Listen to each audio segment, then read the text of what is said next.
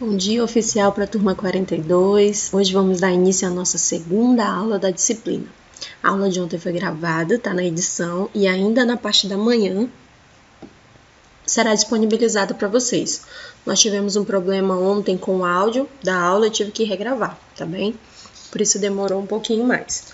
Mas a gente tem um acordo e conversamos sobre a necessidade de que as aulas, assim que chegassem lá para a edição, que elas fossem encaminhadas para vocês, tá? Para ver se melhora aí esse nosso entendimento. No geral, elas eram postadas no dia seguinte, né? Por conta da demanda e tudo mais. Nesse momento, né, a prioridade passou a ser a turma 42 e a turma 43, pela necessidade do material com relação a essa disciplina, que é um pouquinho mais extenso. O material didático vai ser disponibilizado para vocês na segunda-feira. Ele ainda está passando por algumas alterações, porque de acordo com a aula prática que eu vou ofertar para vocês, eu vou colocar o material na apostila, tá bem? Em relação às aulas práticas, nós ainda não temos um cronograma definido, porque como vocês sabem, todos os dias muda o decreto no estado. Então, a gente tem que fazer o plano de acordo com a flexibilização. Ontem saiu mais um. Então, hoje a gente vai bater aqui cabeça para fechar um cronograma que atendam às necessidades básicas de vocês. Se houver alguma mudança, eu entro em contato. Por hora, o que a gente sabe é que as aulas práticas têm duas datas para começar. Ou começa no dia 5/4, ou começa no dia 7/4, tá bem? Mas a gente vai ter aula prática. O que acontece para agora? O que a gente precisa para agora para ir para o laboratório? A galera que já cursou farmacologia já tem a roupa branca, né? E já tem o jalequinho. A galera que ainda não cursou farmacologia vai ter que providenciar essa roupinha bonitinha. O sapato não tem necessidade de ser branco agora, mas existe a necessidade de ser um sapato fechado que cubra o dorso do pé. Por exemplo, um tênis, um sapato que aqui em cima do pé seja completamente fechado. Por exemplo, a sapatilha não fecha o pé, então não serve. Tem que ser um sapato que cubra o dorso do seu pé. Precisamos agora de um aparelho de pressão arterial, vamos precisar também de um esfigmomanômetro, tá? Que é o aparelho de pressão, e de um estetoscópio. O esfigmo e o estetoscópio geralmente vêm junto no kit, a maioria dos alunos também já tem, que eu verifiquei lá nas aulas de farmacologia. Quem não tem e precisa comprar agora, não necessariamente, porque ou você pode pegar emprestado com alguém para levar para as aulas, né? Ou ainda, se no grupo, depois que eu liberar lá o grupo para vocês, se mais ou menos vai ser 10 pessoas, se naquele grupo tiver 4 aparelhos, já tá ótimo. 3 aparelhos, a gente já consegue trabalhar, entendeu? Então, quem não tá em condições de comprar no momento, não precisa se desesperar, tá bem? Porque a gente vai dar um jeito, a gente vai conseguir fazer as aulas práticas. Um outro dispositivo que eu gostaria que vocês adquirissem, esse não é muito caro, é o termômetro, tá? E aí vocês já deixam esse termômetro para vocês ficarem utilizando no período de estágio de vocês. Outra coisa também que é legal, Dionara, a calça é branca, só que eu vou conversar com a coordenação da instituição para verificar se eles liberam a calça jeans nesse primeiro momento, tá? Ou pode ser aquele pijaminha também. A maioria das pessoas preferem comprar o pijaminha, só que o pijaminha tem que ser branco, tá bom? Quem optar por comprar o pijama tem que ser branco, porque aí já serve para o estágio. O termômetro, Thiago, tem que ser o digital, aquele analógico não vende mais não, porque ele era de mercúrio, e aí o mercúrio foi proibido no Brasil, só vende agora o digital. Você pode comprar o digital, tá? Então, é isso, gente, de material, é isso. A maioria dos outros materiais que a gente vai utilizar, eu tenho lá no laboratório já. Se houver necessidade de adquirir mais alguma coisa, eu vou avisando para vocês, tá? Mas de antemão, vocês lembram, não é preciso comprar, não. As pessoas que já trabalham na enfermagem podem ceder para vocês para 1 dia, 2 dias de aula prática, tá? E aí você ganha tempo para quando você for para o estágio, aí você já tenha consciência do que você precisa para trabalhar, tá? O pessoal lá que na matéria de farmacologia comprou a bandejinha também pode ser levada para o laboratório para a gente usar o nosso próprio material, tá? Porque a gente já cria ali uma intimidade com o estilo de de organização de bandeja, tá? Então, se vocês tiverem a possibilidade de comprar, comprem. Se não tiver a possibilidade de comprar, não precisa de desespero. Só comunica lá no seu grupo, né? Quantas pessoas já tem. Se tiver 4, já é incrível, a gente já consegue trabalhar, tá? As aulas práticas por hora estão divididas da seguinte maneira. Serão 4 grupos. O primeiro grupo, né, chamado grupo 1. O segundo grupo é o grupo 2. Então, o grupo 1 entraria no laboratório às 7h30 da manhã e sairia às 9h30. O segundo grupo entraria às 9h30 e sairia às 11h30. Então, vocês iriam para o laboratório 2 vezes por semana, tá bem?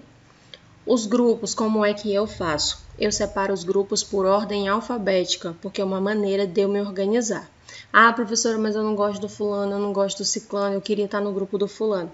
Troca de grupo com alguém, não tem problema nenhum você trocar de grupo. Agora eu vou fazer os grupos para eu me organizar, tá bem? Porque se eu deixar na mão de vocês, não vai sair nunca, porque alguém sempre não gosta ou alguém vai entrar num grupo que não quer e é aquela coisa. Então, eu coloco todo mundo ali por ordem alfabética e vocês trocam entre vocês. Quando chega no laboratório, só me avisa para eu lançar a presença.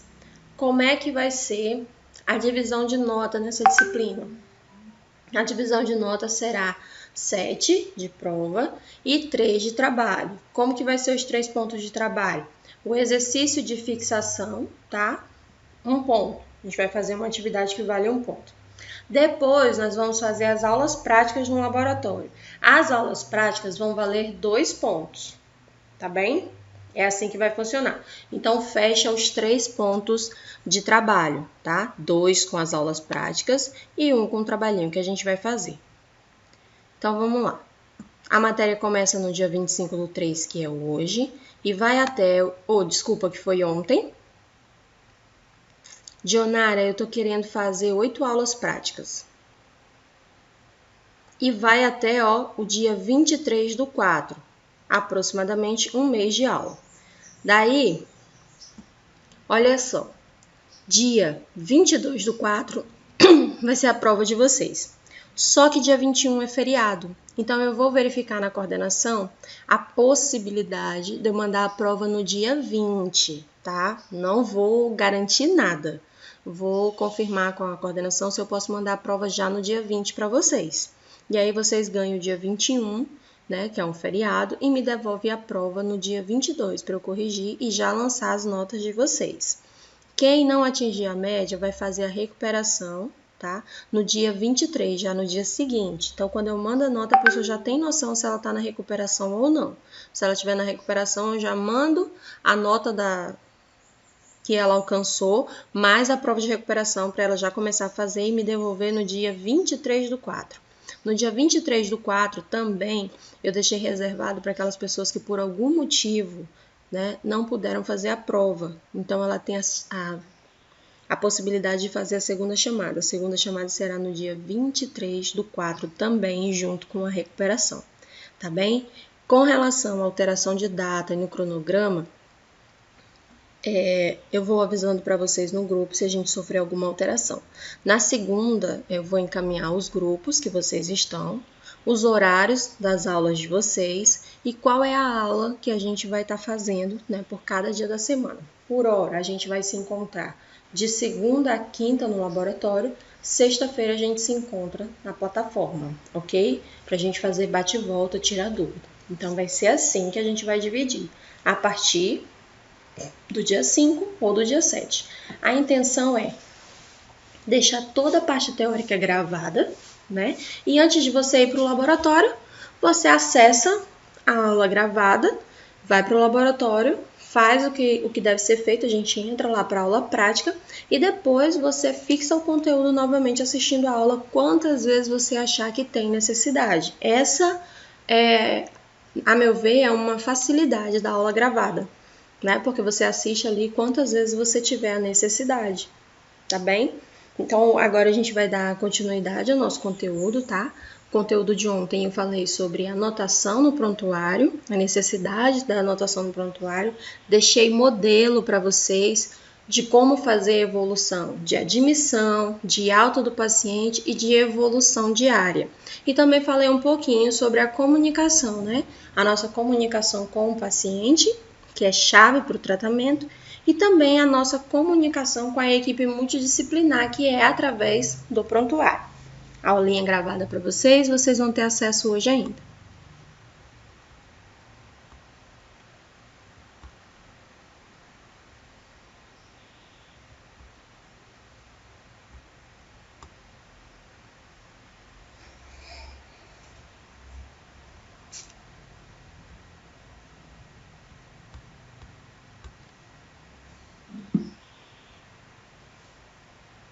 Prontinho, tá aparecendo aí a aula de hoje.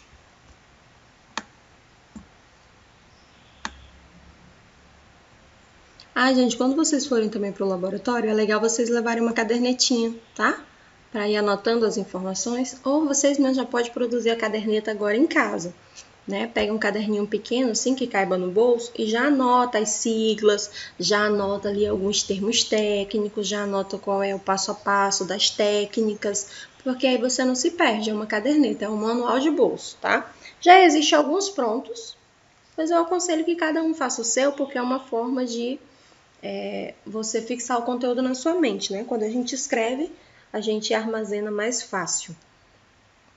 Então vamos lá, hoje a gente vai falar um pouquinho sobre a avaliação das funções vitais ou dos sinais vitais. A primeira delas, né, a gente vai falar sobre o pulso. Então aqui, ó, as medidas dos sinais vitais, né, é uma medida fisiológica, vão incluir temperatura, pulso, pressão arterial e respiração.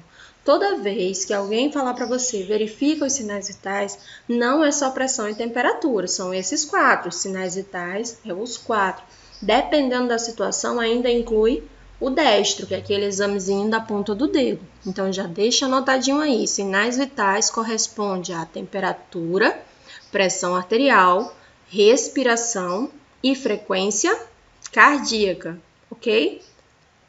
E eles vão ser mensurados como sendo parte do exame físico completo, né, na revisão da condição ali do nosso paciente. Então, essa monitorização, ela pode ocorrer em curva.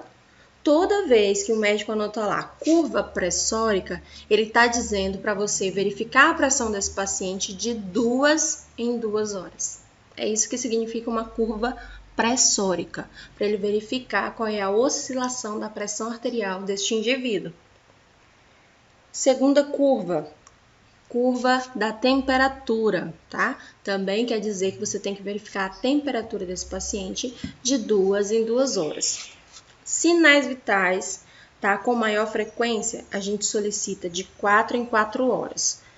Então, eu verifico a pressão. Se ele estiver em curva e ainda estiver pedindo para verificar os sinais vitais de 4 em 4 horas, você, a cada 2 horas, vai verificar, né, ali os sinais vitais desse paciente. A cada 2 horas, só o que está em curva, digamos que é a pressão arterial. Então, você vai verificar de 2 em 2 horas a pressão arterial, né? E de 4 em 4 horas, você vai verificar os sinais vitais, que é tudo, e vai lançar lá. Com essa monitorização, a gente tem condições de entender o que está acontecendo com o paciente dentro do organismo dele, né? Quais são as funções fisiológicas desse organismo que estão em decadência e que precisam de uma maior atenção. Com relação à padronização dos sinais vitais, cada instituição tem a sua. Por exemplo, tem instituições que vai ser de 6 em 6 horas, é a rotina, geralmente é rotina.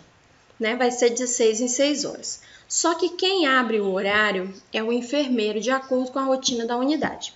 Digamos que você está lá na fundação, né, no Hospital das Clínicas. Lá, de 6 em 6 horas, vai ser da seguinte maneira. 10 da manhã, 16 horas da tarde, 22 horas da noite e 4 horas da manhã.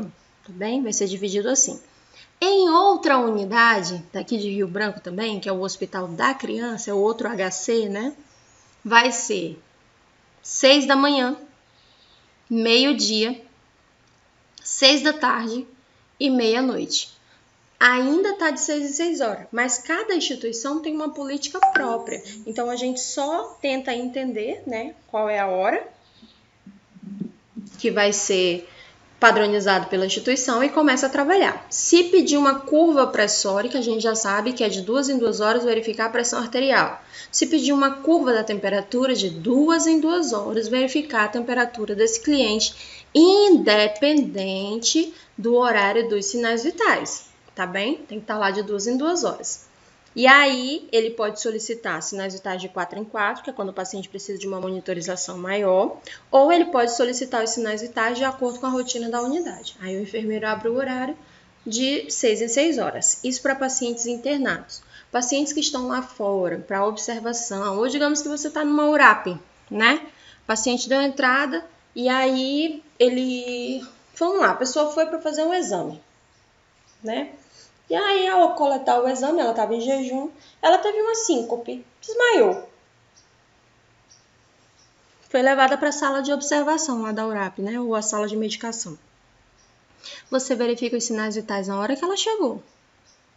Aí você percebeu que a pressão arterial estava muito baixinha, estava baixa. Aí o médico adotou algumas condutas medicamentosas. E aí você observou que o parâmetro dela de vitalidade, o parâmetro de normalidade, estava abaixo do normal. Então, o que é que precisa estabelecer ali? A pressão arterial. Você vai ficar de olho em quê? Na pressão arterial. Então, você vai verificar mais vezes. Ou, digamos que a pessoa é diabética e está com um pico, né, hiperglicêmico, está com a glicemia lá em cima. Você fez a insulina. O que é que você vai esperar, né, dessa conduta? Que a insulina faça efeito na corrente sanguínea, baixando a glicose, que estava muito alta ali a cada decilitro de sangue. Então, é uma questão de raciocínio lógico, né? A minha conduta se faz necessário, né, uma resposta do meu paciente. Essa resposta pode ser positiva ou negativa. Então, você faz a insulina e tem que verificar o destro de novo, o dosímetro. Espera meia hora, 40 minutos, 1 hora, né? E faz de novo ali para verificar se aquela conduta foi eficaz, tá bem? Então, assim, se o paciente não está internado, ele está lá em observação, a gente vai ficar de olho no parâmetro que levou ele até aquela instituição. Agora, se o paciente está internado, segue o fluxo e a rotina da unidade. Então, aqui, ó, um dos sinais vitais que a gente tem que verificar é o pulso, né? A frequência cardíaca do nosso paciente.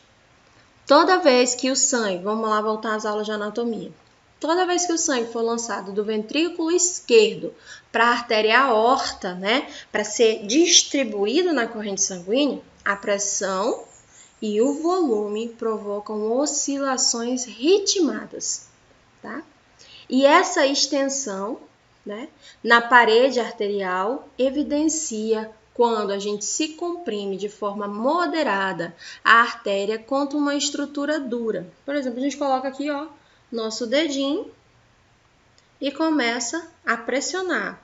Daí a gente sente, né, que o ventrículo está lançando sangue, é uma bomba, né? Ele lança com uma ejeção maior para a artéria aorta, que fica responsável para distribuir no organismo.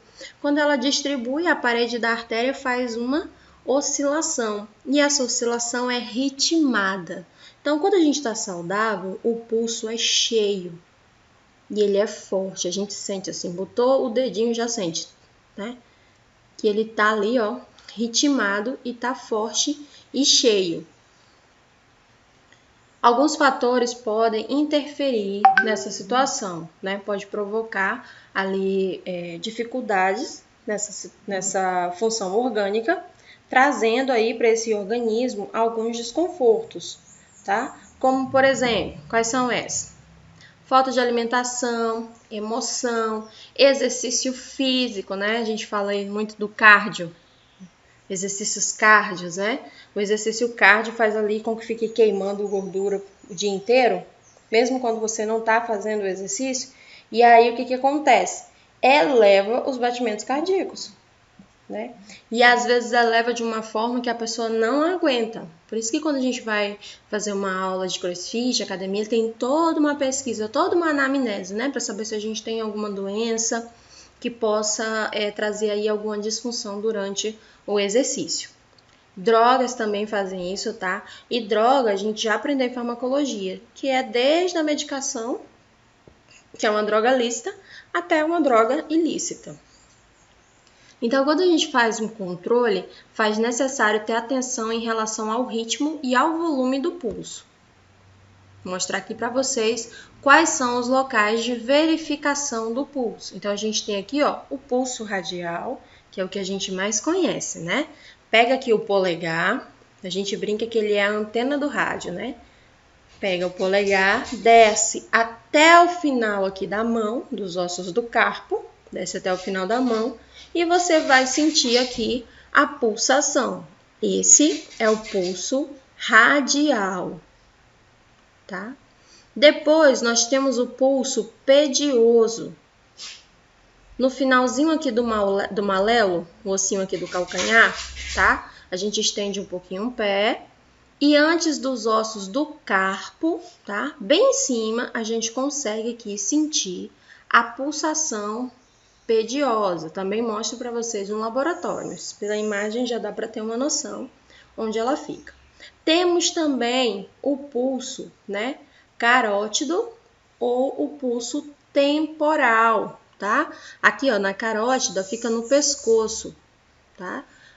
Geralmente você consegue sentir ele melhor do lado esquerdo, tá? Do lado esquerdo você sente ele melhor. E temos também aqui, ó, uma ramificação dele, é a mesma artéria, que faz aqui, ó, na têmpora, né? Acima aqui da orelha, antes do osso frontal. A gente tem a têmpora e na têmpora a gente consegue sentir uma pulsação. Tenta aí, acima da orelha e antes do osso frontal. Você consegue sentir aí o seu pulso temporal ou pulso carotídeo na região do pescoço.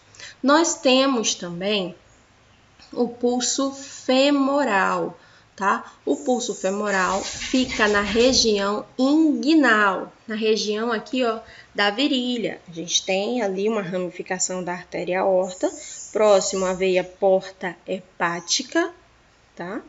E a veia safena. A veia porta hepática, ela se ramifica e vira ali a veia safena. Então, vamos lá. Aqui, ó, na região inguinal, você toca e você consegue sentir ele bilateral. Tem também o pulso braquial, que fica aqui na região do úmero, né? Depois da axila, na face interna do músculo bíceps, você consegue sentir ali o pulso braquial. Tem também o pulso na região do braço, na fossa cubital, que é o que a gente mais utiliza para verificar a pressão arterial. Então, ele fica aqui, ó, na fossa cubital, que é a junção dos ossos do rádio e una com os ossos com o osso do úmero. Então, a gente sente aqui, ó, aquela veinha que a gente sempre, o pessoal gosta para coletar os exames e que o aluno adora fazer punção, né? Porque é uma veinha mais cheia. Então, ali, ó, a gente consegue sentir também uma pulsação. É uma ramificação, aqui, ó, do rádio, tá? E uma ramificação do pulso braquial, a gente consegue sentir aqui na fossa cubital. Tem também o pulso da região poplítea. Ele fica na panturrilha, tá? Na parte posterior aí da perna. Mostro para vocês lá no laboratório. Alguns alunos têm dificuldade de encontrar essa pulsação, tá? Então, a gente orienta mais utilizar esses aqui. Agora, vamos lá.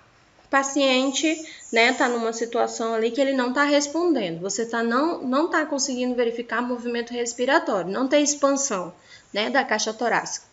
Você não adianta procurar pulso no rádio que você não vai achar, não, aqui embaixo. Se você não achar aqui na carótida e na temporal, você não vai achar mais em lugar nenhum.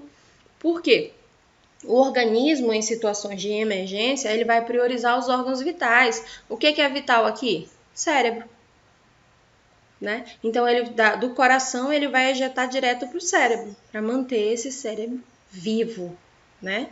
Tanto que quando ocorre morte encefálica, o sangue continua ali, ó, circulando na tentativa de, a qualquer momento, regenerar essa situação que está acontecendo no organismo. Ele não para de circular, que ele considera o cérebro como sendo uma função vital. Depois é que ele joga para todo o organismo, tá bem? Então, em situações de emergência, prioriza, né, o pulso aqui, ó, cabeça e pescoço, ok? carótida e temporal. Então, vamos lá. Normalmente, a gente faz a verificação do pulso sobre a artéria radial, quando o pulso radial se apresenta filiforme, ou seja, fino, né? Filiforme. As artérias mais calibrosas, como, por exemplo, a carótida, a temporal, podem facilitar esse controle para a gente, tá? Outras artérias, como, por exemplo, a temporal, a carótida, a braquial, a radial, a femoral e a poplita, e a pediosa também possibilitam a verificação do pulso. Deixei aqui para vocês, né? As imagens. Frequência cardíaca varia de acordo com a idade e de acordo com o sexo. É importante que a gente tenha um registro cronológico da frequência do pulso. Como é que a gente conta? Vamos lá, existem 3 formas para contar, tá? Por isso que é legal a gente ter um relógio, mas relógio fica no bolso. Relógio é material de bolso, tá? Relógio não pode ir no pulso. Vamos lá. Você pega um relógio, ou geralmente nas unidades tem um relógio na parede de cada enfermaria, né? Geralmente tem, às vezes não, então a gente não conta com a sorte. Mas agora a gente tem uma ferramenta chamada cronômetro no celular, que também ajuda, né? Então a gente pode contar em 15 segundos quantas vezes, né, a gente sentiu essa pulsação, quantas vezes a gente sentiu o ventrículo esquerdo jogando sangue para a aorta e chegando, né, ali nos limites do nosso organismo. Então a gente observa quantas vezes isso aconteceu em 15 segundos e aí multiplica por 4 e a gente tem um valor. Digamos que em 15 segundos você sentiu 5 vezes. 5 vezes 4, 20. A frequência cardíaca desse paciente está em 20 batimentos por minuto. Está muito fraco, né? Então, a gente tem aí como saber. Ou você pode verificar da seguinte maneira. Conta 30 segundos, quantos movimentos você sentiu, e você multiplica por 2, tá? Ou você pode contar durante 1 minuto. Não tem problema, né? Hoje existe um aparelhinho da monitorização cardíaca que ele mostra no monitor quanto que tem de frequência cardíaca, né, por minuto. E também temos o aparelhinho de saturação, que mede a saturação do nível de oxigênio no sangue, e a frequência cardíaca, né, que é o oxímetro de pulso. O oxímetro hoje está na moda, está sendo disputado aí no comércio no tapa, porque as pessoas gostam de ter um oxímetro em casa em relação aí ao Covid, né? Para saber como é que está o nível de saturação, como é que está o nível de oxigenação no sangue e se precisa ir para o hospital. Então, geralmente as pessoas estão adquirindo Covid, estão correndo para comprar, tá? Quem tiver oxímetro e quiser levar para aula, eu ensino como usar. Quem não tiver, não se faz necessário comprar, ok? Existe uma padronização que exige dos profissionais o uso e a utilização do oxímetro de pulso e ele coloca nessa padronização como sendo material de bolso, tá? Mas, na maioria das instituições, eles têm um para disponibilizar. Só que, às vezes, né, é difícil de você encontrar, porque é 2 para a equipe inteira, tá? Daí os profissionais optam por comprar o seu. Então, enquanto na unidade que você for trabalhar não for uma exigência, não se faz necessário que você tenha. Agora, lá na ala Covid, eles estão exigindo, quando a pessoa chega para trabalhar, né, passa ali na seleção curricular e começa a trabalhar, eles pedem que você adquira o seu, né? Mas aí você já está trabalhando na área, você tem uma renda e é considerado um material de bolsa. E como lá os pacientes apresentam dessaturação, né, na oferta de oxigênio, lá é um item indispensável, coisa que nas outras instituições não é, ok? Oxímetro de pulso tem o pediátrico e tem o adulto. Se você utilizar o adulto numa criança, de adulto numa criança, vai dar a nível diferente. Então, você tem que utilizar o infantil lá na pediatria, tá bem? Se você for para um estágio na pediatria, já lembra que lá você precisa de um pediátrico, tá bem? Então, assim, por hora, eu não aconselho ninguém a comprar. Agora, você tem condições, né? E gosta e quer ter o seu material completo, vai lá e compra. Tem, inclusive, aqui alguns números que a gente encontra um pouquinho mais acessível, tá? Com relação ao recém-nascido, a gente tem aqui os valores de referência, de 120 a 140. É um valor mais alto porque o organismo é menor. Então, o coração ele bombeia mais rápido, consequentemente, recebe sangue da circulação pulmonar mais rápido. Então, ali está tudo trabalhando rápido porque o sistema é menor. Olha o tamanho de um recém-nascido. Né? Tem uns que medem 40 centímetros, outros medem 53, que a gente já viu lá o tamanho, né? Mais ou menos das crianças. Então, geralmente é isso. É rápido, porque o organismo é pequeno. Então, a frequência cardíaca é maior. Anota esses valores na agenda de vocês. Nota lá, valores de referência. Valores de referência da frequência cardíaca, de 120 a 140. Lactente, o que é um lactente? Vai depois dos 28 dias de nascido até 1 ano de idade. Então, a frequência cardíaca é de 100 a 120, o que? BPM. BPM significa batimento por minuto. Essas siglas vocês têm que começar a dominar, tá? Galera de farmacologia, tem uma lista de siglas à disposição de vocês no final da primeira aula e também, se eu não me engano, tá na apostila e eu deixei também, né, no slide que ficou à disposição de vocês. A segunda infância, né, lá que corresponde ali aos 7 anos de idade, a partir dos 7 anos de idade até os 16, a gente espera de 80 a 100 batimentos por minuto. E no adulto, a gente espera de 60 a 100 batimentos por minuto, ok? Esses são os valores de referência que a gente encontra aqui, ó, para ambos os sexos, né? De acordo com a idade que ele tá. Com relação ao volume, né? O volume de cada batimento cardíaco é igual em condições normais. Então, quando ele exerce uma pressão moderada sobre a artéria e há uma certa dificuldade da gente obliterar a artéria, o pulso é denominado cheio. Porém, se esse volume é pequeno e a artéria é fácil para ser obliterada, ou seja, para a gente apalpar aqui e sentir, né?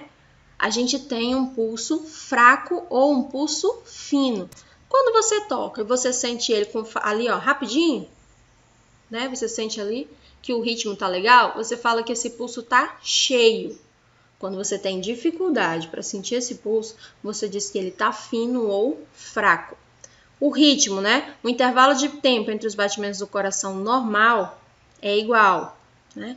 E o ritmo nessas condições é denominado normal ou rítmico, tá? O pulso é irregular quando ele é denominado arrítmico. Você toca e você sente uma batida aqui, outra ali. Agora, se vocês tocarem no de vocês aí, ó, que vocês estão ótimos e maravilhosos, vocês vão sentir que tá cheio e tá rítmico, né? Ele tem uma cadência de batimento. Tum, tá, tum, tá, tum, tá, tum, tá.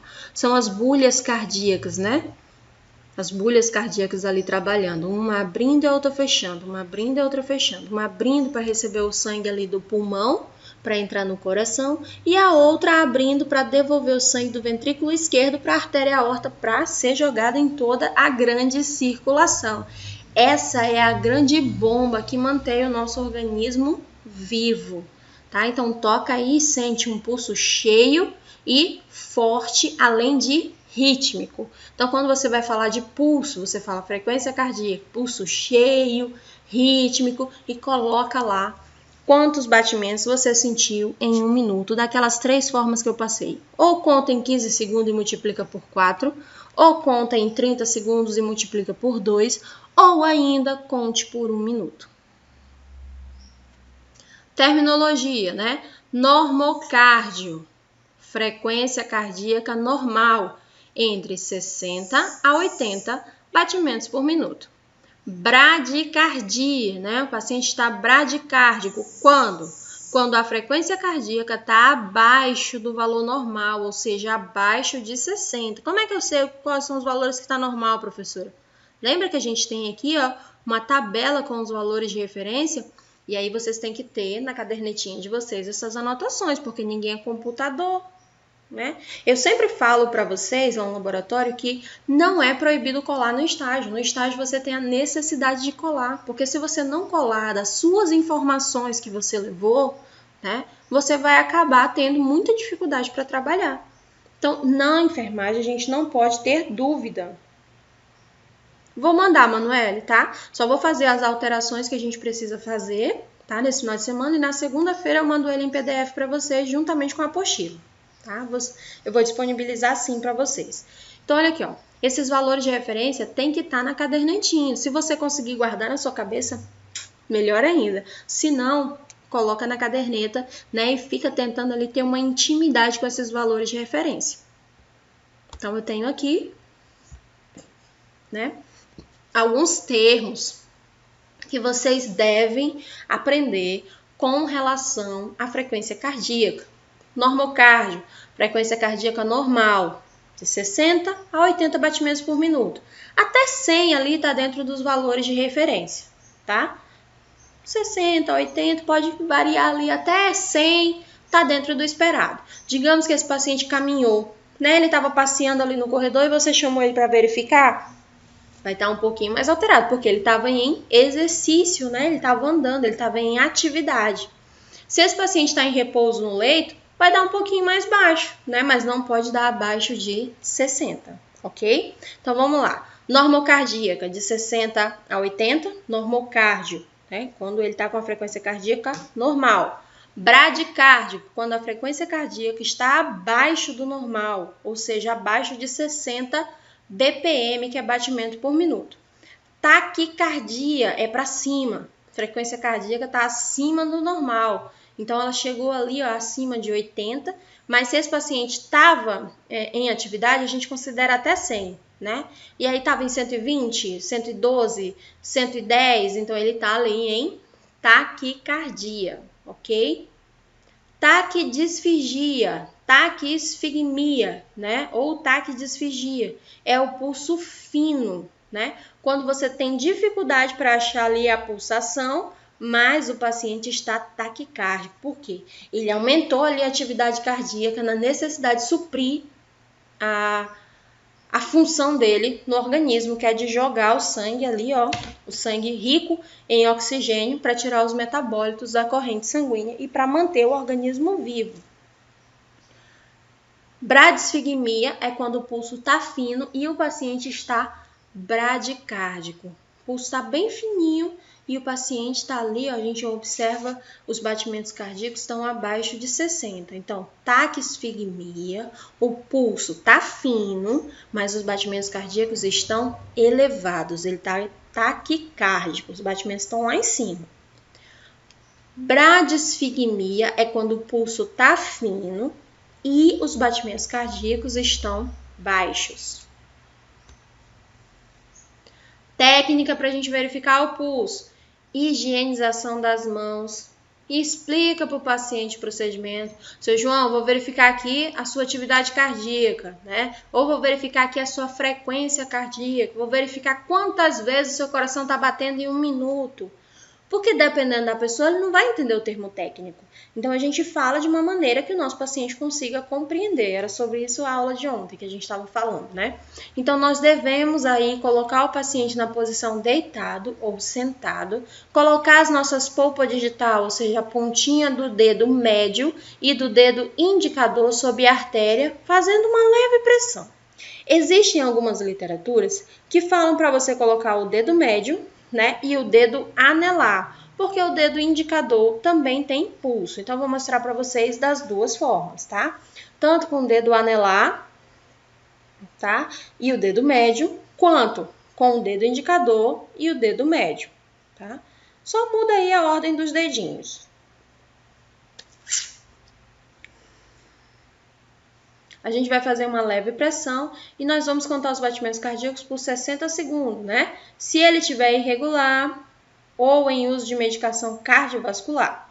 Se não, a gente pode contar por 30 segundos e multiplicar por 2. Se estiver regular, a gente pode observar as alterações e repetir o procedimento se for necessário. Depois a gente vai higienizar as mãos e vamos realizar as anotações de enfermagem lá no prontuário.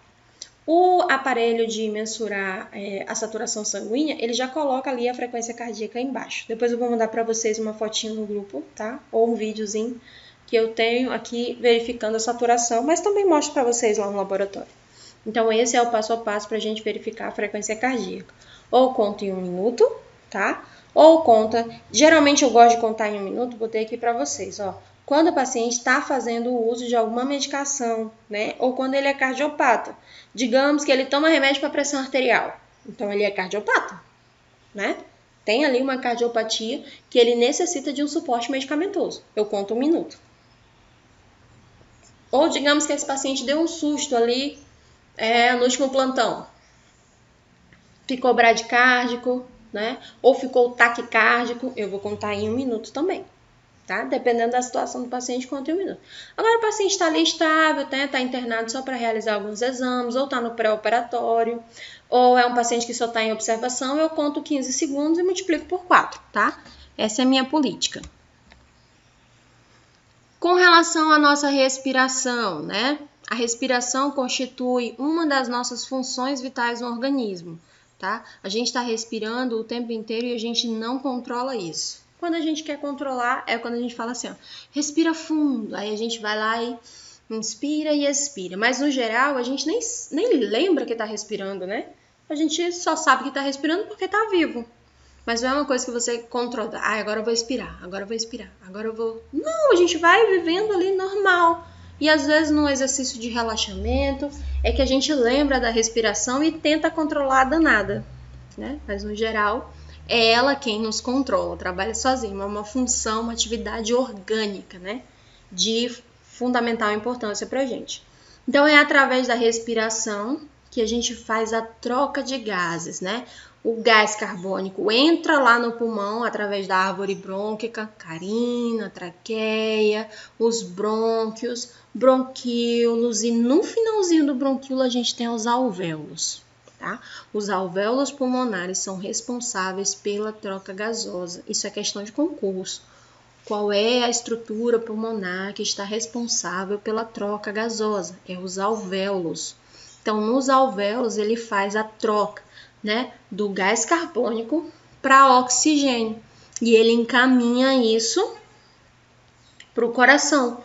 Lá. E o ventrículo esquerdo fica responsável por bombear esse sangue oxigenado pela artéria aorta. Então, a veia traz, né, e joga dentro do pulmão, e o pulmão faz essa troca, joga dentro do coração, e o coração bombeia para todo o organismo, tá? Esse é o ciclo cardíaco da pequena circulação, que corresponde a pulmão-coração, e da grande circulação, que corresponde a pulmão, corresponde a coração-organismo, tá? Então, nós temos 2 circulações. Uma, né? Eu acho que vocês viram isso em anatomia. A pequena circulação, né? O sangue vai entrar ali pela artéria pulmonar, vai entrar dentro do pulmão, vai fazer a troca gasosa ali a nível de alvéolos pulmonares e depois ele vai sair, né? Esse gás vai sair enriquecendo ali também o sangue, que vai entrar pelo ventrículo direito do coração, tá? Vai passar por todas as válvulas cardíacas e vai ser bombeado, né? Através do átrio, vai ser jogado para o ventrículo, que é a parte superior, né, da parede cardíaca, e depois vai ser jogado para a artéria aorta. Então, ele vai sair do coração e vai para o corpo. Então, ele sai do corpo, vai para o pulmão, né, para ser realizada ali a troca gasosa, pegar todos os metabólitos que ele precisa e deixar os que ele não precisa mais, que é para ser eliminado através da expiração. Então, a inspiração eu trago oxigênio para o meu pulmão, para ele oxigenar o sangue que vem do meu corpo. Quando ele oxigena, esse sangue sai do meu pulmão, joga dentro do meu coração e o coração pega esse sangue que já está oxigenado e joga para a grande circulação, que é para o meu corpo. Então, eu tenho aí a pequena circulação, que corresponde pulmão-coração, tá? Fazendo essa troca aí dos gases. E eu tenho a grande circulação ou circulação sistêmica, que corresponde a coração-organismo, ok? Espero que tenha ficado claro. Se não, né, vocês podem entrar em contato aí no WhatsApp e a gente acha um jeito de explicar até que você entenda, tá? Então, aqui, ó, através dos alvéolos, o sangue venoso sai rico em dióxido de carbono, né? E segue na forma arterial rico em oxigênio. O tronco cerebral vai ser a sede do controle da respiração. É uma respiração automática, né? Falei para vocês que a gente não fica controlando a respiração, a gente vai respirando e pronto. Porém, ele vai receber influência do córtex cerebral aqui, ó, possibilitando também, em parte, um controle voluntário. Que é quando eu falo assim, vou controlar minha respiração aqui, ó, respira, respira, não pira. Então, a gente vai fazer um exercício respiratório. E dependendo da situação, a gente tira o paciente ali de crise de ansiedade, né? Em crise de disfunção respiratória, tá? Tem atividade para que os fisioterapeutas trabalham muito, que é a fisioterapia respiratória. Então, só esse movimento aí de respiração e inspiração é possível de controle de dores físicas e dores emocionais, tá bem? Certos fatores, como por exemplo, exercício físico, emoção, choro, variação climática e drogas podem alterar a função respiratória, né?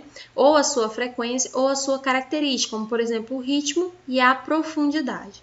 Então a gente já sabe que existem fatores, como por exemplo eu que fico falando sem parar aqui para vocês, né? A minha função respiratória ela é alterada o tempo inteiro. Daí a gente observa a função respiratória através da expansão da caixa torácica. Eu vou falar uma coisa para vocês. Quando você for verificar, né, a frequência respiratória, não fala para o paciente que está verificando. Porque se você falar para ele que vai verificar a frequência respiratória, ele fica ali tentando controlar a respiração, tá? E é inconsciente. Quando ele vê, ele já está tentando fazer. Então, lembra que você explicou para ele que vai verificar a frequência cardíaca? Quando terminar de verificar a frequência cardíaca, já começa a contar a frequência respiratória. Ou vice-versa. Fica ali contando, observando os movimentos de expansão da caixa torácica e aí faz as suas anotações, tá? O ideal, né, para um recém-nascido é de 30 a 40. Por quê? Quanto mais rápido o coração bate, mais rápido o pulmão tem que entregar oxigênio para ele. Então, o exercício respiratório de um recém-nascido é maior, é mais exaustivo do que em um adulto. Já no adulto, a gente espera de movimentos respiratórios de 12 a 20 movimentos por minuto. Aqui, ó, MPM. Lá os batimentos é BPM. Desculpa. BPM, batimentos por minuto, né? Aqui é MPM, movimentos por minuto. Terminologia para isso. Eupneia, respiração normal. Bradipneia, frequência respiratória abaixo da normal, abaixo de 12. Taquipneia, né, quando a frequência respiratória está acima do normal. Então, vocês já perceberam que brad corresponde a baixo e taque corresponde a alto. E é o final da palavra que me diz do que eu estou falando, né? Então, bradicardia, tá me falando de batimento cardíaco. E esse batimento cardíaco tá como? Tá baixo, porque tá brad, né? Bradipneia. Pneia corresponde à respiração, né? E essa respiração tá brad, ou seja, tá baixa, tá? Brad é baixo, taque é alto. Dispneia, dificuldade para respirar. Quando a pessoa está com esforço respiratório. Como que eu percebo que a pessoa está com esforço respiratório? Aqui na região da clavícula desce muito quando ela puxa o ar, tá? Vai descer, então ela está com esforço respiratório. A clavícula vai subir aqui e vai fazer um sulco aqui, ó, entre o pescoço, vai fazer aquele vácuo entre o pescoço, né, e a clavícula. Então a gente vê ali afundando e a costela não expande tanto, né? Então ele tem ali um esforço respiratório, ele está com dispneia. Ou quando o próprio paciente fala, ai, tô com falta de ar, não tô conseguindo respirar. Ortopneia, quando a respiração está facilitada, né, em posição vertical. Tô conseguindo respirar ali numa boa, tô em pé, ou tô na posição ali vertical, tô conseguindo respirar numa boa. Então, tô com ortopneia, respiração está facilitada quando eu tô na posição vertical. Só que se eu sento ou se eu deito, eu fico com falta de ar. Vocês já viram alguém que está com dificuldade para respirar conseguir ficar deitado? Só se ela não tiver condições. Porque a sensação é de levantar, porque a impressão é que o ar está mais em cima, né? A pessoa já ali sufoca, você fala, senta, ela não quer sentar.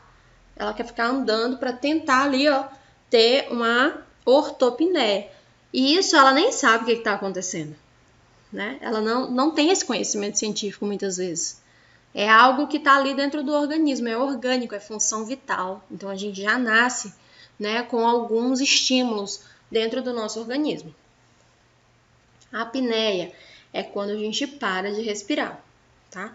Algumas pessoas têm a apneia do sono. Durante o sono, o organismo simplesmente para de respirar, ok? Geralmente são as pessoas que roncam muito, elas podem desenvolver um quadro de apneia. Respiração de Cheyne-Stokes, tá? Se caracteriza por um aumento gradual na profundidade, seguido por decréscimo gradual na profundidade das respirações. E após, segue um período de apneia. Então, Cheyne-Stokes vai fazer assim, ó. Você vai puxar o ar, e aí depois você vai soltar o ar rapidinho. Parou, né? Aí você para e puxa o ar de novo. Bem fundo assim, e é algo que você não está controlando. Não é uma respiração do yoga, é uma respiração que está acontecendo no próprio organismo. E aí depois o paciente entra em apneia, ele para de respirar. E nós temos também a respiração osteotorosa, que é uma respiração com ruído. Geralmente, quem tem asma, a gente consegue ouvir de longe. A mesma coisa quando a pessoa está secretiva, né? Quando ela tosse, a caixa torácica expande e faz um barulho dentro, um barulho de ronco, né? Ou um barulho de estalo. Então, essa é a respiração estertorose. Quando a gente coloca o esteto, a gente consegue auscultar. E às vezes, sem o esteto, a gente já sabe, né? Que o pulmão ou ele está secretivo, cheio de secreção, ou que o alvéolo está fechadinho. Quando que eu sei que o alvéolo está fechado? Quando o paciente puxa o ar e parece que tem um gato dentro do pulmão. Assim, né? Um barulhinho estranho. Parece que o pulmão, uma bexiga, quando você solta, assim, você pressiona a boca da bexiga e vai soltando ar, e ele vai fazendo aquele barulhinho. Geralmente essa pessoa está em broncoespasmo, né? Ou ali um asmático, por exemplo. O asmático, quando respira, ele está em crise, chega chia, né? Você, de longe, você consegue identificar que aquela pessoa está numa crise de asma ou de broncoespasmo. Então, olha aqui, ó. O controle da respiração pode ser realizado apenas de forma visualmente ou colocando a mão sobre o tórax do nosso paciente, né? Como a respiração ela tem um certo limite, ela pode ser modificada de acordo com a nossa vontade. Então, a gente identifica a verificação colocando a mão, né, sobre o peito ali do paciente e simulando o controle do pulso. Então, encontra-se um número da respiração durante 1 minuto e, em seguida, a gente registra esse dado obtido, comunicando se houver anormalidades, tá? Então, a gente não fala para o paciente que a gente está verificando a expansão ou atividade respiratória dele, porque ele vai controlar, tá? Então, a gente bota a mão em cima do peito dele ou a gente finge que está verificando o pulso e fica observando de forma visual, ok? Com relação à temperatura, né? A nossa temperatura corporal ela é proveniente do calor que é produzido pela atividade metabólica, pela atividade ali do nosso organismo, pela nossa atividade celular, por tudo que é vivo dentro do nosso corpo. Então, ela tem vários processos físicos e químicos que vão promover a produção ou a perda de calor, mantendo o nosso organismo com temperatura mais ou menos constante, independente das variações do meio externo. O equilíbrio entre a produção e a perda de calor deve-se basicamente ao seguinte mecanismo, que é controlado pelo hipotálamo. E quando há necessidade de perder calor, né, de devolver impulsos nervosos, né, ele vai promover uma vasodilatação periférica, aumentando o fluxo sanguíneo na superfície corporal e estimula as glândulas sudoríparas, promovendo ali a saída do calor. Então, a gente consegue sentir o calor, né, agora pela manhã. Aqui, se eu for ali fora, eu já vou começar a suar muito. Por quê? O sol já começou a bater, né? E se a gente ficar exposto ao sol, a temperatura do nosso corpo sobe, né? E como que a gente sabe que a temperatura subiu? Porque o nosso hipotálamo avisa através de estímulos nervosos dentro da circulação sanguínea. Então, ele começa ali, ó, a abrir a parede das artérias, tá bem? Fazendo com que o organismo elimine calor através das glândulas sudoríparas, ok? É assim que acontece. Aumenta o fluxo sanguíneo, traz esse vaso aí mais para perto da superfície, estimula a glândula sudorípara e a gente começa a suar. Então, a gente perde calor, tá? Quando a gente tem necessidade de retenção do calor, o estímulo nervoso provoca uma vasoconstrição na periferia, né? Com a diminuição do sangue que está circulando naquele local, portanto, menor quantidade de calor vai ser transportado, né? E menos calor vai ser perdido na minha superfície corporal. Então, eu sinto ali frio. Quando o meu corpo está fazendo vasoconstrição, a primeira coisa que acontece é a gente observa o músculo eretor, ele começa a funcionar, né? O pelinho sobe. Quando a gente está com medo também, né? Às vezes a gente está contando alguma história que provocou ali alguma emoção e essa emoção a gente caracteriza pelo medo, né? O pelinho do músculo ali eretor sobe também. Então a gente já sabe que aquela pessoa que está arrepiada ou está com frio ou está sob a ação da adrenalina, né? Que é um pouquinho ali de medo, porque está contando uma história que trouxe uma emoção para ela.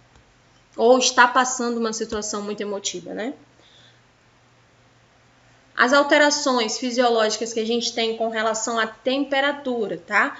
Em algumas situações nós temos alguns fatores que reduzem ou que vão aumentar a taxa metabólica, levando à diminuição ou aumento da temperatura. Então vamos lá. Sono e repouso corporal interferem na atividade da nossa temperatura.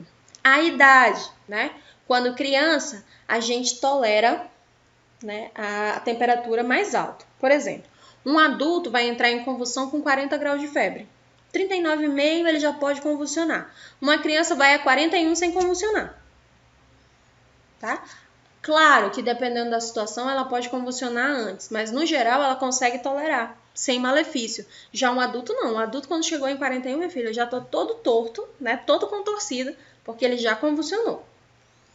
Exercícios físicos podem aumentar a temperatura, tá? Fazendo com que ocorra uma vasodilatação no nosso corpo. A gente sua, então a gente sabe que a temperatura corporal por aquele exercício subiu. Por isso que a gente sabe que está dando certo o exercício, porque a gente está suando, né? Aumentou ali a atividade metabólica no nosso corpo, né? Começou ali a queimar algumas calorias e para queimar eu preciso de calor. Como é que eu sei que o calor chegou? Quando ocorre uma vasodilatação, o vaso chega até a parede, né? Aumenta ali, chegando próximo da superfície, estimulando a glândula sudorípara a abrir e a glândula sudorípara começa a eliminar o calor em forma de suor.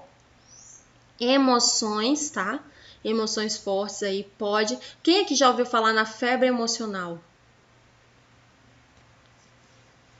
Você tem uma emoção muito forte, uma saudade, uma tristeza, né? E aí você acaba evoluindo para um quadro febril. Teu organismo ele sinaliza, né, de forma física o que está acontecendo no lado emocional.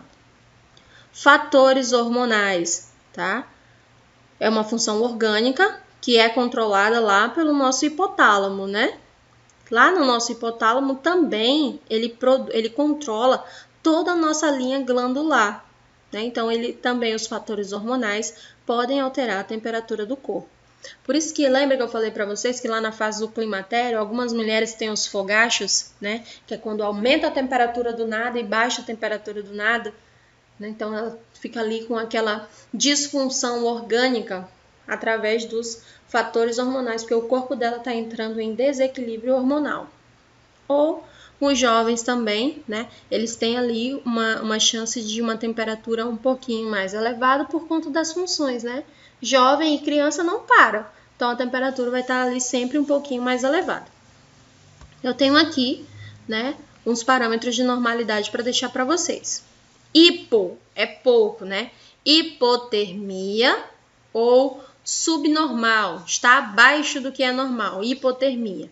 Tá de 34 graus até 36 graus, ok? É hipotermia. O 36 a gente já começa a considerar ali que ele tá normal, ou seja, a pessoa tá com 35,8. Aí a gente pega e cobra as extremidades. Digamos que está num ar-condicionado gelado, né? Geralmente o paciente fica só com aquela batinha no hospital, algumas vezes está só de fralda, né? Então a gente cobre ali as extremidades, cobre o paciente por inteiro, espera uns 5 ou 10 minutos e verifica a temperatura de novo. Né? Então a gente já sabe ali que a oscilação foi por conta da temperatura que ele está sentindo frio. Então ele está com hipotermia. A temperatura está normal quando está em 36 a 37 graus. Estado febril ou subfebril, está chegando lá, ó, tá pertinho da febre, de 37 a 38 graus. Na pediatria, a gente já começa a medicar com 37,7. No adulto, a gente espera chegar em 38 graus para começar a medicar. Então, às vezes, o acompanhante está com o paciente e fala assim, olha, ele está com febre, deu 37,5. Ele está no estado febril, mas essa febre ainda não está numa condição que necessite de medicação. Porque a alta temperatura do meu organismo está fazendo com que o meu paciente está eliminando o quê? Calor, né? Então ele precisa suar um pouquinho mais. Ou esse paciente ali, a atividade, né, do organismo está tentando eliminar algum parasita, então aumenta a temperatura, a febre é uma resposta imunológica do meu organismo. Então, não se faz necessidade ainda de medicar esse paciente. Agora, vamos lá. Quando é que a gente começa a medicar? Quando chega em 38. Chegou em 38 até 39, a gente está medicando. Então, a gente considera isso aqui febre de 38 a 39 graus.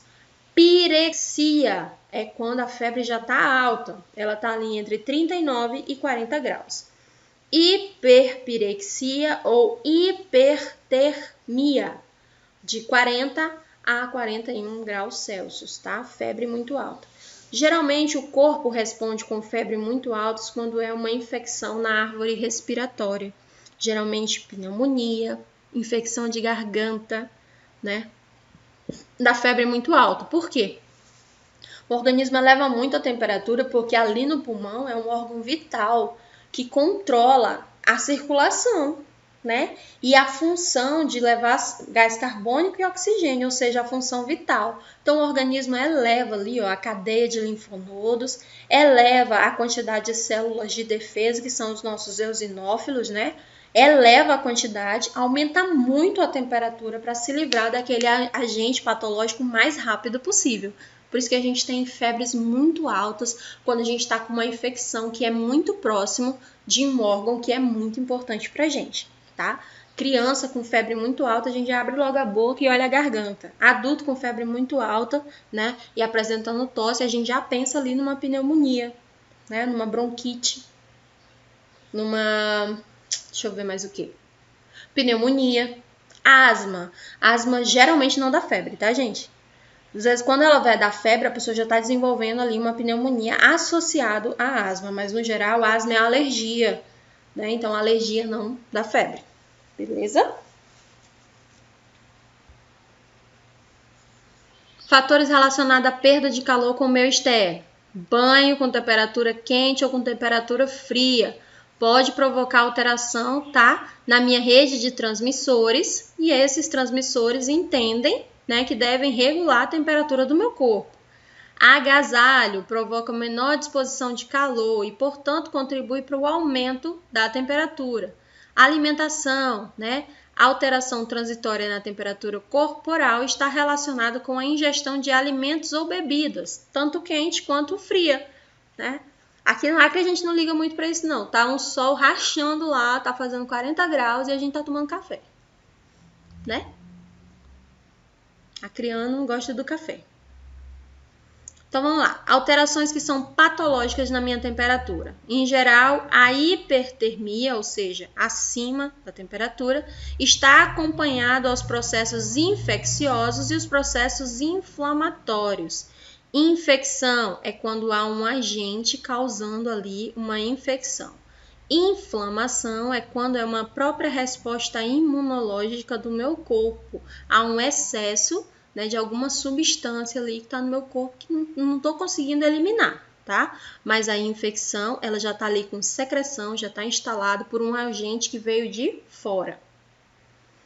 Reação e distúrbios emocionais e manifestação de hipersensibilidade. Quando a pessoa está muito sensível, né? São variações normais da temperatura, tá? Na temperatura axilar, a gente espera que esteja de 35,8 até 37 graus Celsius. Temperatura oral, a gente espera que esteja de 36,3 até 37,4. Por isso que na evolução, que eu deixei para vocês ontem, quando a gente fala de temperatura, a gente diz de onde foi que verificou, né? E geralmente a gente verifica a temperatura axilar. Então a gente coloca lá, ó, T-A-X, tax, temperatura axilar. Temperatura oral, 36,3 até 37,4.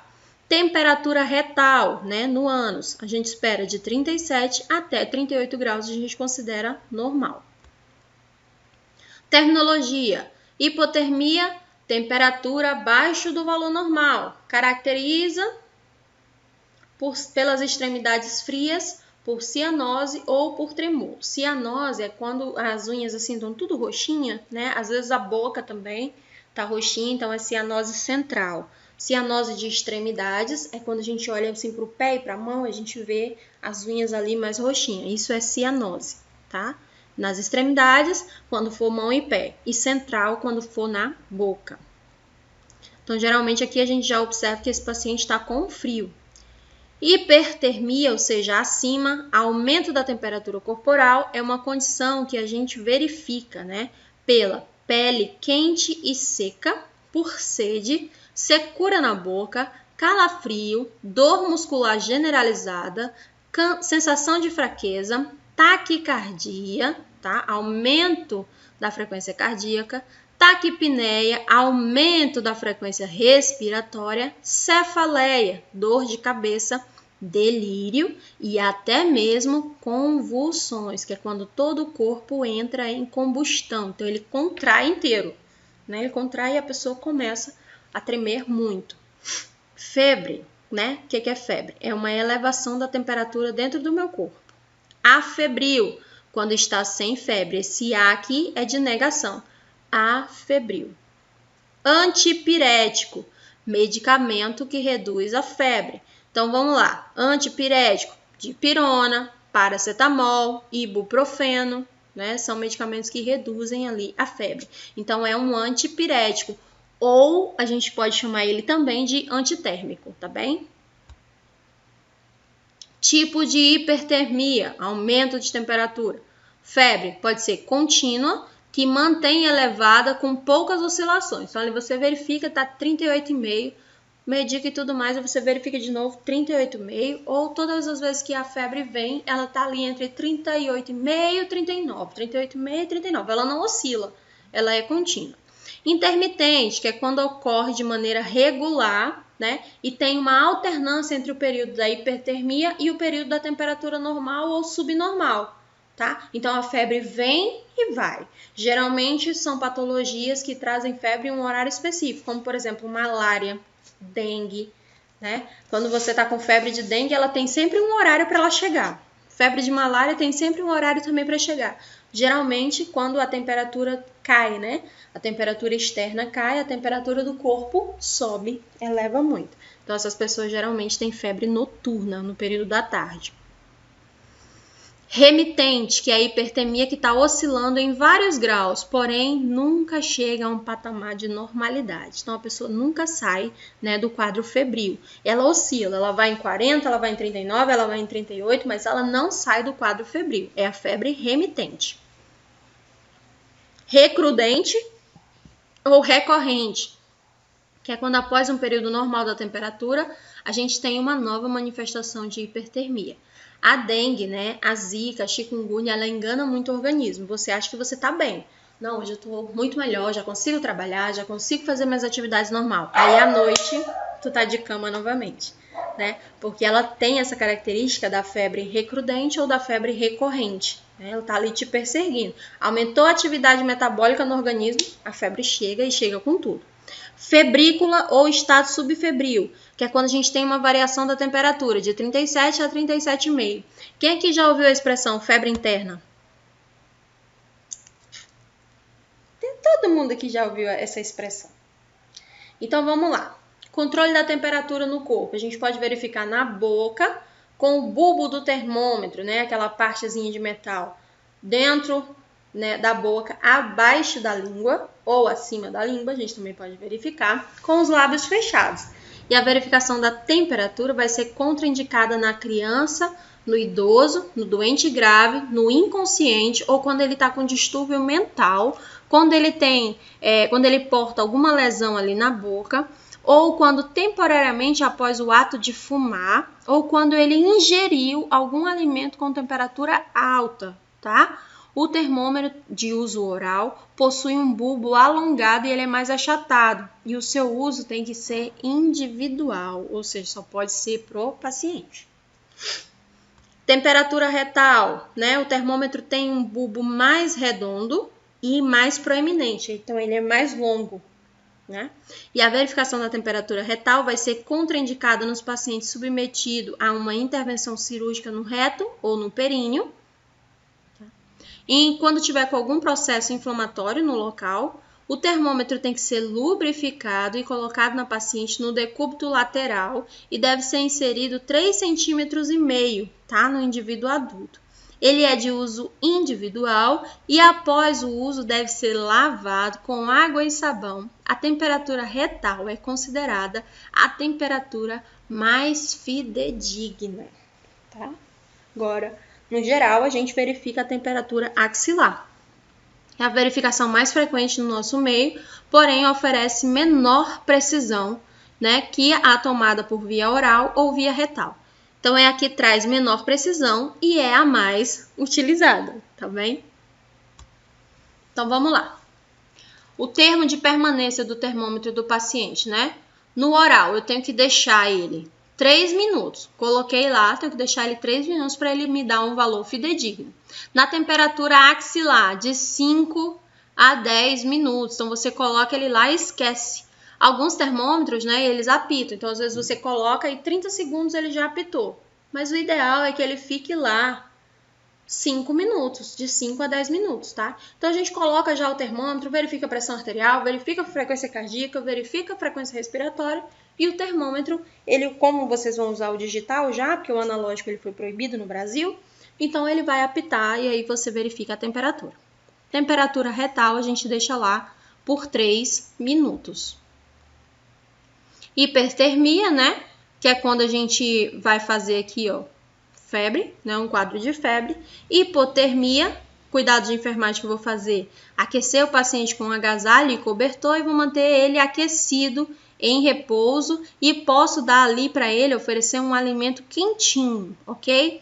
Já na hipertermia, quando ele está com febre, eu tenho que aumentar a ingesta hídrica dele, ou aqui, ó, o volume de líquido. Ele tem que usar uma roupinha mais leve, às vezes o paciente está todo coberto com uma febre altíssima, a gente arranca tudo. Tira, né? Deixa ele com roupinha leve, providencia um banho morno, não é banho frio. A pessoa está com a temperatura elevadíssima. Um banho frio vai parecer faca entrando. Cada gotinha de água vai parecer que é faca entrando na pele dele, tá? O banho é morno, o ambiente a gente deixa mais arejado, faz a aplicação de compressa fria. Essa compressa fria é com água da torneira, não é com água gelada da geladeira, é com água da torneira, tá? Porque a temperatura dele tá alta, então a água da torneira tá numa temperatura suportável. Você coloca essa compressa na testa, na axila e na região inguinal, tá? Nós também podemos colocar compressa feita com aplicação de álcool, tá? Na pediatria a gente usa muito compressa com álcool. A gente deixa embebedecida, né? A compressinha que a enfermagem usa com álcool e coloca na região inguinal da criança, tá? Que o álcool ele vai ser eliminado, né? E aí o corpo fica tentando eliminar o álcool e vai mantendo ali a temperatura num estado de compensação, num estado de normalidade. Recomenda-se a gente alternar a aplicação das compressas com massagem para estimular a circulação do sangue através da pele, proporcionando uma maior perda de calor na superfície corpórea. Durante esse período do calafrio, o paciente deve ser coberto e devidamente protegido, né, da corrente do ar. Passou o calafrio, tira tudo de novo e começa tudo outra vez. Então, assim, a enfermagem ela não fica presa à terapia medicamentosa. nós temos aqui cuidados, né? Intervenções que podem auxiliar o paciente também. É necessário terapia medicamentosa? Sim, mas digamos que tu tá lá no Foz do Breu, né? Ou tá em casa, é de madrugada, agora a gente não pode sair depois das 10 da noite, é de madrugada, a pessoa tá com febre altíssima e tu não tem condições de sair para comprar nada. Né? Você não pode sair, você não tem nada em casa. Compressa, filho, banho morno, né? Cobre o paciente quando ele tiver com calafrio, quando passar o calafrio, deixa ele livre para que ele consiga ali, né, fazer a troca gasosa, faz uma massagem para estimular a circulação sanguínea. Então a gente tem possibilidade de ajudar uma pessoa saindo ali dessa questão, né, que às vezes a gente fica preso, que é da terapia medicamentosa, tá? Quem prescreve medicamento é médico, enfermagem faz cuidado. Em ambos os casos, né, a gente vai controlar a temperatura com maior frequência, até que a temperatura se estabilize. Vamos anotar e comunicar ao enfermeiro ou ao médico e, se tiver necessidade, medicar conforme a prescrição, ok? No geral, é isso que a gente faz. Técnica para verificar a temperatura: lavagem das mãos, reunir o material e levar até o quarto do paciente, né? Próximo ao paciente, explicar o procedimento para ele, colocar o paciente numa posição mais confortável, fazer a desinfecção do termômetro utilizando algodão e álcool a 70%, segurar e movimentar, né, longe de objetos sólidos e com cuidado até a coluna atingir 35 graus, tá? No caso do termômetro digital, a gente só aperta o botãozinho e espera aparecer os números. Quando aparece o número, a gente já pode colocar no paciente. Coloca o termômetro na região axilar do paciente, posicionando o membro sobre o tórax, tá? Coloca o braço dele aqui em cima do peito para que ele consiga segurar aqui na região axilar. E a gente mantém ele nessa posição de 5 a 10 minutos ou até o aparelho apitar. Remove o termômetro, né? E aí vamos ler a marcação. Nesse caso aqui, marcação de mercúrio, se for utilizado. Porém, né, a gente não utiliza mais aqui no Brasil. Mas digamos que por algum fator, lá no hospital que tu tá, só tem o de coluna de mercúrio, que é até difícil de encontrar, né? E aí você observa, coloca ele na altura dos olhos para fazer a leitura. Remove o termômetro e lê a marcação. Limpa o termômetro com algodão, embebido em álcool a 70%, e guarda o material no local que seja apropriado. Geralmente ele tem, né, uma caixinha que vai fazer que ele fica em repouso lá dentro. Orienta o paciente ou acompanhante quanto aos sinais e sintomas e as possíveis alterações de temperatura. Vai fazer a lavagem das mãos e vai realizar a anotação no prontuário. Já a pressão arterial, para a gente fechar a aula de hoje, né? A pressão arterial, ela reflete uma tensão, né, que o sangue vai exercer na parede da artéria. E essa medida da pressão arterial vai se compreender com a verificação da pressão máxima, que é a pressão sistólica, e da pressão mínima, que é a pressão diastólica. E ela vai ser realizada em forma de fração, tá? A gente vai verificar ela em forma de fração. Então, a máxima deu 120, a mínima deu 90. Então, a pressão dele está 120 por 90. E aí eu vou ensinar vocês a fazer a verificação lá no aparelho analógico, aquele que tem um esfigmomanômetrozinho. Professora, eu já comprei o digital, porque eu sei que aluno pode usar o digital. Beleza! Comprou o digital, leva o digital para a aula. Mas qual é a que você tem que ter contato e aprender a utilizar? O analógico, tá bem? O digital é proibido o aluno utilizar? Não, não é proibido, tá? Se você quiser, você pode utilizar. Agora, a minha função nessa matéria é te ensinar a usar o analógico também, ok? A verificação da pressão arterial pode ser realizada nos membros superiores, através da artéria braquial, ou nos membros inferiores, através da artéria poplítea, tá? Por exemplo, o paciente tem câncer de mama. Quando o paciente tem câncer de mama, eu não posso verificar no membro, né, da mama que está afetada. Digamos que ele tem câncer na mama esquerda, então eu não posso puncionar, nem verificar a pressão arterial, nem temperatura, nada do lado esquerdo. Eu só tenho o lado direito. Professora, a criatura tem bilateral, como é que a gente faz? Verifica no membro inferior. E a gente utiliza, né, como manobra para nos organizar, o pulso poplíteo, que é esse que fica atrás da panturrilha, tá? Assim que a gente verifica aqui nos membros inferiores. Uma outra situação em que a gente não pode verificar a pressão arterial e nem medicar. O paciente teve um acidente vascular cerebral ou ele tem paralisia em algum dos lados, né? Digamos que ele não movimenta muito bem o lado direito. Então, eu não trabalho com o lado direito. Eu tenho que trabalhar só com o lado esquerdo. Ou, mas pressão arterial você só verifica do lado esquerdo, né? Às vezes a gente fala, você só verifica do lado esquerdo. Mas aí o paciente tem alguma comorbidade, né? Ele teve um AVC e o lado esquerdo dele é paralisado. Então, a gente não pode verificar lá. Assim como a gente também não pode fazer medicação desse lado também, tá? A gente sempre utiliza o lado que tem uma boa compensação. Tá aqui, ó, deixei aqui para vocês as contraindicações para a gente verificar. Inflamação, edema, extravasamento, fístula, né? É um paciente ali renal crônico. Ou ele tem trombose venosa daquele lado, então a gente não verifica. A gente observa todas essas comorbidades antes de verificar a pressão arterial desse paciente. A técnica para verificação da pressão arterial: lavagem das mãos, reunir o material necessário e levar junto para o paciente, certificar que o estetoscópio e o esfigmomanômetro estejam íntegros. Neide, está com o microfone ligado.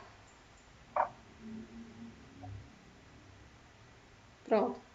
Certificar que o esfigmomanômetro esteja íntegro e calibrado. Vou ensinar para vocês como observar, tá? A escala dele, aquele ponteiro, tem que estar no 0. Se ele estiver mais lateralizado, ele está descalibrado, né? Quem que calibra esses aparelhos? Algumas pessoas sabem calibrar. Eu não sei. Eu levo sempre no local que eu comprei e eles fazem esse serviço de maneira gratuita e é super rápido, tá? Certifica que o estetoscópio está calibrado. Explica para o paciente que você vai verificar a pressão arterial dele. Coloca o paciente em repouso, com o braço livre das roupas, tá? Relaxado, mantido no nível do coração e apoiado com a palma da mão para cima. Então, a gente coloca sempre a palma da mão para cima, né? Essa região aqui dorsal da mão vai ficar em repouso, vai ficar para baixo. Então, a gente deixa ali com a palma da mão estendida, tá?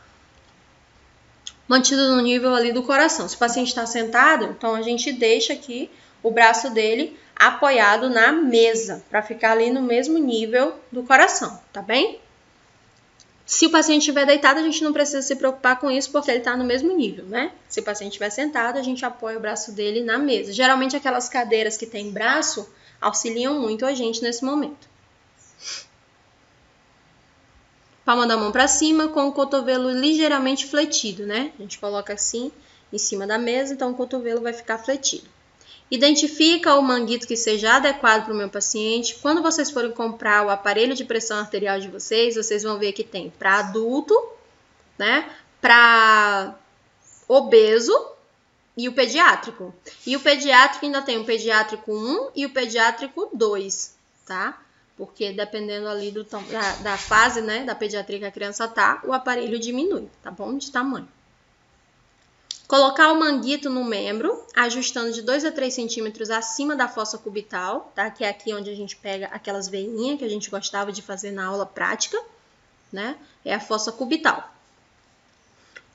A gente vai fazer, né, uma desinfecção no estetoscópio, naquela parte que a gente encosta na pele do paciente, com álcool a 70. Vamos colocar o manguito, né, acima da fossa cubital, sem deixar o manguito folgado. Então, a gente passa ali o manguito no braço da pessoa, né, de acordo com o tamanho do braço. Então, se for um obeso, não vai dar certo com um aparelho normal. Tem que ser um aparelho para obeso, tá bem?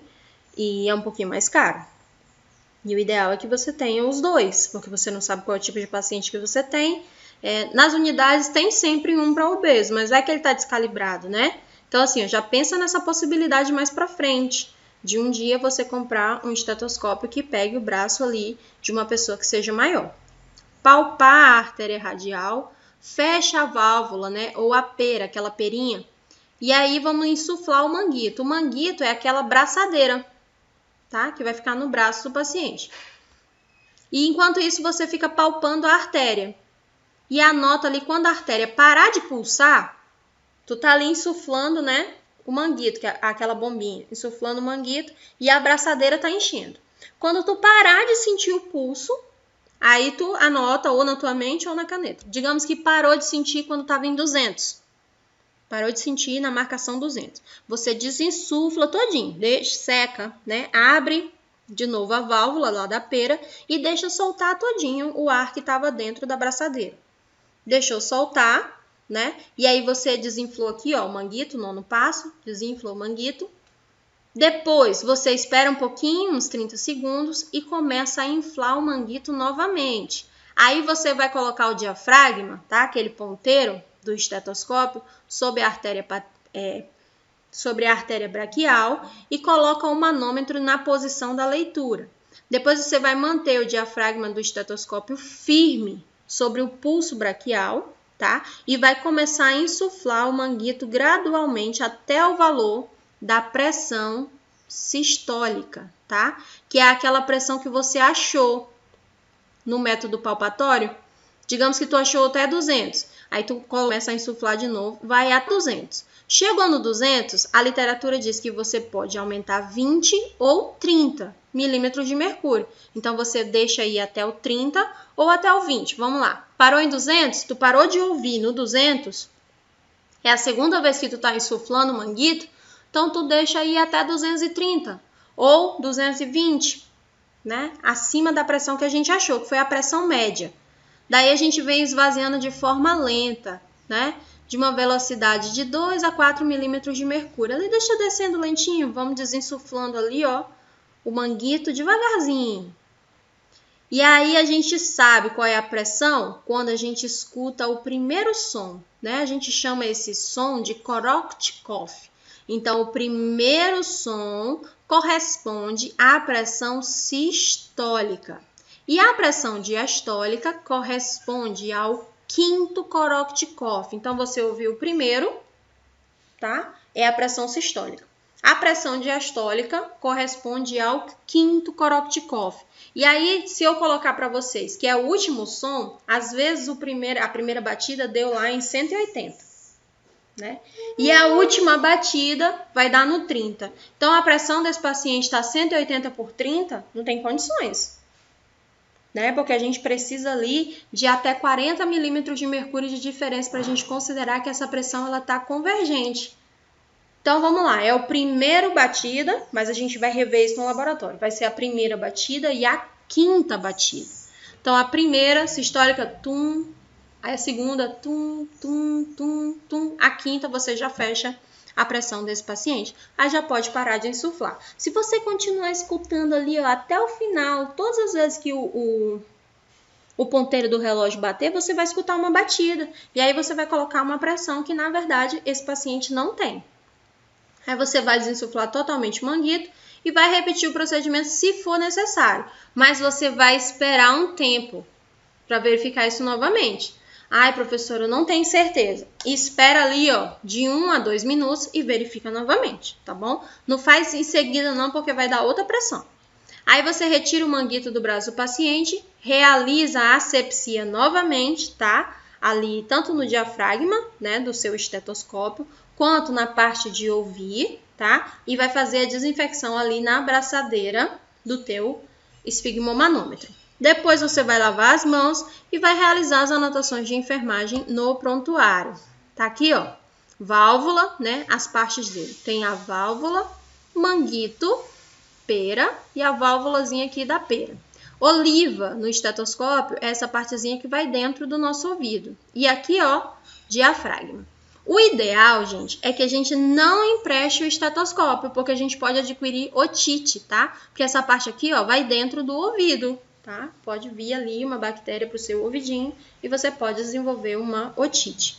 Então, aqui, ó, o paciente deitado, a gente não precisa se preocupar com a posição do braço em relação à posição do coração. Agora, a mãozinha tem que estar aberta para cima, né? Espalmada para cima. Essa parte aqui do dorso da mão, a gente coloca para baixo. Se o paciente estiver sentado, né, o cotovelo aqui, ó, tem que estar semifletido, tá? Você pode, inclusive, apoiar o braço dele na perna. Você pode apoiar os braços na perna ou apoiar numa mesa. Como a gente vai estar lá no laboratório, eu vou mostrar para vocês como que a gente apoia na cadeira, no próprio braço da cadeira dá certinho. Aqui, ó. Na região poplítea, né? Tá aqui, ó. Geralmente a gente verifica aqui na região braquial e coloca, né, o manguito 3 dedos acima da fossa cubital. Daí a gente coloca aqui, ó, tá? O diafragma do estetoscópio em cima do pulso na fossa cubital. Ou a gente pode verificar também na região do antebraço, tá? Também é uma forma de verificar. Podemos realizar aqui, ó, na perna e verificar na região poplítea. Ou podemos aqui, ó, verificar, né, abaixo da panturrilha, utilizando aqui, ó, o pulso da pediosa, né, o pulso pedial, como sendo a nossa referência. Então, vamos lá, aqui, ó. Pressão do sangue, né, vai ser exercida através dessa bolsa inflável e através da ausculta do estetoscópio, a gente vai ter como verificar aqui no reloginho qual é a pressão do nosso paciente. Pressão diastólica, né, maior que 85. Então, a gente considera, né, que ela está ali oscilando. O ideal é que ela seja maior que 85, de 85 até 89. De 90 até 99, né, ali é um tanto quanto a gente já considera como sendo uma hipertensão leve no estágio 1, de 90 a 99. De 100 a 109, a gente considera que é uma hipertensão moderada, mas está no estágio 2. Maior que 110 é uma hipertensão grave e maior que 90 é uma hipertensão sistólica isolada, que pode ser, sei lá, um estresse, uma falta de sono, uma dor, né? Então, aqui a gente está falando de pressão mínima, tá? Pressão diastólica. A pressão mínima, o ideal é que ela esteja, né, até 85. De 85 a 89, a gente diz que ela está limítrofe, tá normal, mas está ali no limite. Porque se ela chegar em 90, né, e tiver até 99, a gente já considera uma hipertensão leve. Só que a gente tem que ter um pouquinho de cuidado aqui, gente. Por exemplo, você nunca viu a pessoa na vida. Tá verificando a pressão arterial dela pela primeira vez. Aí deu 140 por 90. Aí você já diz que essa pessoa está hipertensa. Não, isso não existe. Para fechar um diagnóstico de uma pessoa hipertensa, ele precisa fazer uma curva pressórica. Ele precisa ir na unidade de saúde 5 vezes, tá? De manhã e à tarde, para a gente verificar a pressão arterial dele e descobrir qual é a pressão normal para ele, né? Porque pode ter sido, por exemplo, a criatura veio andando, é 1 hora da tarde. A criatura veio andando, tá naquele sol escaldante, né? E aí é claro que a pressão arterial vai estar aumentada. Então, a gente tem que ter muito cuidado com esses valores de referência e com a informação que a gente dá. A pressão sistólica, a gente espera que esteja até em 130. A gente considera que está normal. De 130 a 140, até 139, a gente considera que está normal, mas está dentro do limite. Tá? De 140 até 159, a gente considera que é uma hipertensão leve e está no estágio 1. De 160 até 179, uma hipertensão moderada no estágio 2. Maior que 180 é uma hipertensão grave, está no estágio 3, precisa de intervenção medicamentosa. E maior que 140 é uma hipertensão sistólica isolada, tá? O paciente está ali numa condição que aconteceu alguma oscilação no organismo dele. Então, vamos lá. Acima de 140, maior que 140, né, a gente já começa a medicar. Geralmente, vai ter paciente que tu vai verificar a pressão e vai estar lá 160 por 120. Aí tu, meu Deus, está muito alto. Aí a pessoa fala, não, esse é o meu normal. Porque é uma pessoa hipertensa. Né? Para ela, aquela pressão está tolerável, está normal, ela não baixa mais que aquilo, né? Ou você vai encontrar a pessoa que está ali com pressão 9,6 e não vai estar sentindo absolutamente nada, porque para ela é o normal, né? Ela é uma pessoa que tem uma pressão baixa, ela é hipotensa de natureza, aquilo para ela é normal. Por isso que a gente precisa ali de um tempo maior. O que você pode falar para o paciente é que a pressão dele está alterada. É isso, tá? Não é nem alta nem baixa, está alterada. Geralmente, antes de verificar a pressão arterial, eu já pergunto para o meu paciente, geralmente sua pressão dá quanto? Né? Aí ele fala, minha pressão, minha filha, sempre foi 12 por 8. Aí eu verifico, tá 14 por 9. Tá alterada. Né? Aí eu vou verificar dentro dessa tabela aqui, ó. 14, uma hipertensão sistólica isolada. 9 está dentro do limite. Preciso dizer que esse paciente é hipertenso? Não. O que dá um norte aqui para a gente se preocupar e começar a medicar? Quando a mínima está muito alta, tá? Porque quando a mínima está alta, ela pode subir rapidinho e chegar aqui, ó, e acompanhar a máxima. E aí esse paciente, ele tem ali uma indisposição orgânica e ele pode ter uma parada cardíaca, né? A atividade cardíaca dele pode ali parar a qualquer momento ou ele pode ter um acidente vascular cerebral. Então essa é a nossa principal preocupação, é com a pressão mínima. Digamos que a pressão máxima está em 180, mas a mínima está em 85. Então não tem que me preocupar ainda. Professora, mas está alta, a máxima está muito alta. Tá alta, está tendo ali um desequilíbrio no organismo. Só que a mínima, que é o meu norte para a medicação, está normal, tá? Então, aquilo pode ter sido só uma excitação do organismo. Tanto que tem lá, para você medicar, a pressão tem que estar de tanto a tanto. Vai estar na prescrição do paciente, tá? Quem decide se vai medicar ou não são os médicos. Mas, no geral, a gente não precisa se preocupar quando a mínima está normal. Agora, quando a mínima está alterada, aí eu te aconselho ir para uma unidade de saúde, ou se esse paciente já toma medicação em casa, por mais que ele tenha tomado, sei lá, o captopril 8 horas da manhã, são 10 horas da manhã, você verificou a pressão e a mínima está muito alta, faz outra medicação nesse paciente, tá? Você pode medicar ele de novo, porque a sua intenção é salvar uma vida e já é uma medicação que foi prescrita. Professor, mas eu não posso fazer sem prescrição. Tá prescrito, meu amor, tá lá, ele tem uma receita. Tá? Então, você pode medicar esse paciente novamente.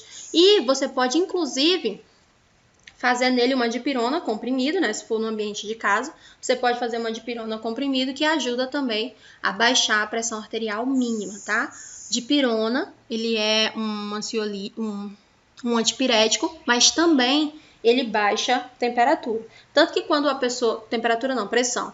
A pessoa está ali com a pressão baixa e ela faz febre, a gente não faz a dipirona. A gente opta pelo paracetamol, tá? Porque a dipirona vai fazer cair ainda mais a pressão dessa pessoa, tá? Então, meus amores, por hoje era isso.